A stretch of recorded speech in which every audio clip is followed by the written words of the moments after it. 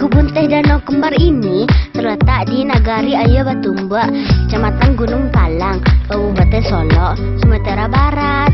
Tepatnya di sekitar lereng selatan Gunung Talang, guys.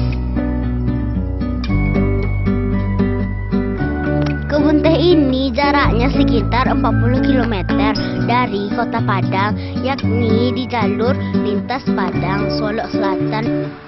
Wah, dekat kok, guys.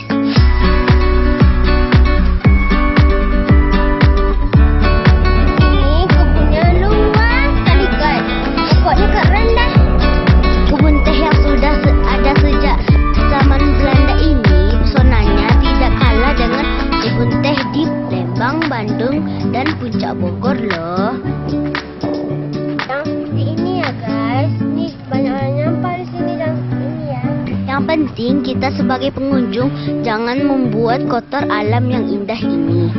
Jangan buang sampah ya, sembarangan ya.